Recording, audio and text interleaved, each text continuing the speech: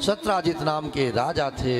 उनके पास एक समयंतक नाम की मणि थी जो 8 भार सोना नित्य देने वाली थी।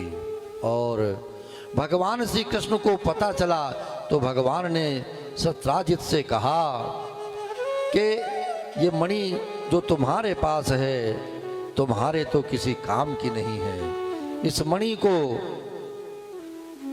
यहाँ से भिजवा दो, इससे जो सोना निकलेगा उससे हम बढ़िया प्रजा का लालन पालन कर लेंगे। और सत्राजित ने 2 टूक मना कर दिया, कहा कि हम ये मणि आपको नहीं दे सकते। इस पर भगवान ने कहा नहीं दे सकते तो कोई हम जबरदस्ती थोड़ी करेंगे आपसे, आपका मन है तो मत दीजिए, कोई बात नहीं।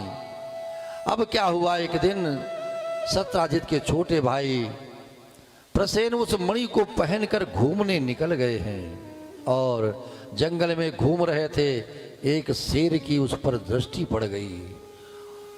शेर ने उनको उस मणि की चमक को देख करके मार दिया है और मार करके शेर उस मणि को लेकर के भाग चला। शेर पर भालू की दृष्टि पड़ गई तो भालू ने शेर को मार दिया और मणि को लेकर गुफा में आए और मणि को सुरक्षित रखा है।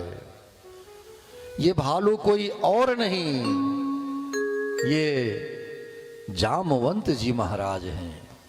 जामवंत जी महाराज थे जिन्होंने इस मणि को अपने पास सुरक्षित रख लिया है। अब जब सत्राजित के छोटे भाई कुछ दिनों तक घर लौट कर नहीं आए हैं और एक दिन सत्राजित राजा ने अपनी पत्नी से कहा कि हे देवी, मुझे तो लगता है कि मणि के लोभ में द्वारिकाधीश ने मेरे भैया को मरवा दिया है, क्योंकि उन्होंने मुझसे इस मणि की मांग की थी। और ध्यान रखना, जब तक पक्का न हो जाए तब तक ये बात किसी से कहना नहीं, इसे छुपा करके रखना, क्योंकि ये मेरे मन में विचार आया है, ये सत्य नहीं भी हो सकता है और सत्य हो भी सकता है। धर्म पत्नी ने कहा कि अरे स्वामी, आप चिंता मत करो, हम किसी से नहीं कहेंगे। लेकिन उसी दिन पड़ोसन के घर पहुंच गई और जा कर के कहा कि सुनती हो, अरे सुनती हो, आज मेरे स्वामी जी कह रहे थे कि मुझे लगता है कि द्वारकाधीश ने ही मणि के लोभ में उनके भैया को मरवा डाला है। पर ध्यान रखना बहन, किसी से कहना नहीं, किसी को पता न चलने पाए, क्योंकि हमसे उन्होंने कहा था कि ये बात हम तुमसे बता रहे हैं, लेकिन तुम और किसी से मत कहना, नहीं तो सबको पता चल जाएगा। हम तो तुम्हें अपना समझते हैं इसलिए तुम्हें बता दिए, लेकिन तुम किसी से मत कहना। अब क्या था, उसने कहा अरे बहन, मैं किसी से क्यों कहूंगी, मैं इस बात को किसी से चर्चा भी नहीं करूंगी।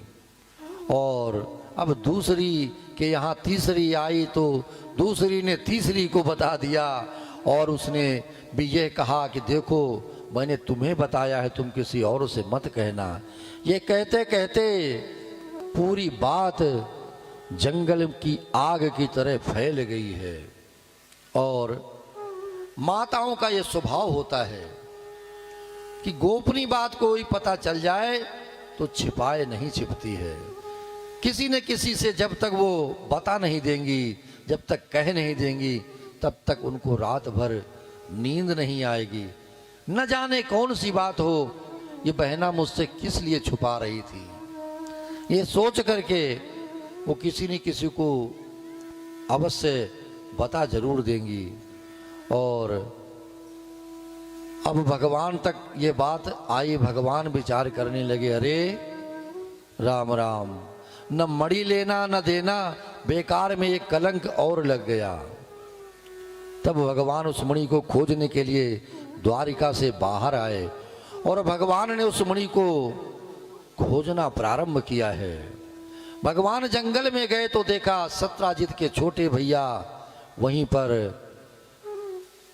सीताराम हो गए हैं, वो वहीं पर पड़े हुए हैं। वहां से शेर के पग चिन्ह भगवान को दिखाई पड़े। भगवान ने शेर के पग चिन्हों का अनुसरण करके आगे गए तो वहां शेर भी मरा हुआ देखा, और वहां से रीछ के पैरों के चिन्ह दिखाई पड़े।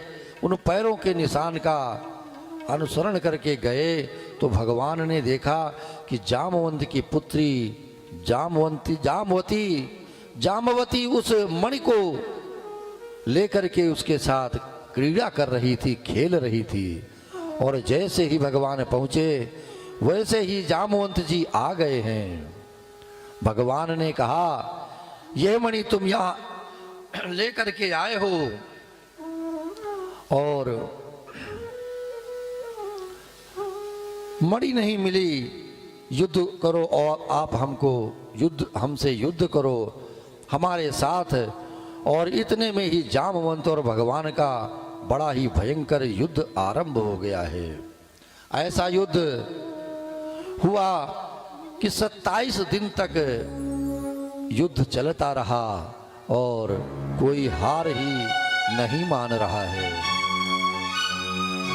और अंत में 28वें दिन भगवान ने जामवंत जी को खूब पीटा है, खूब पिटाई की है और एक एक नस को ढीली कर दिया है उन्होंने।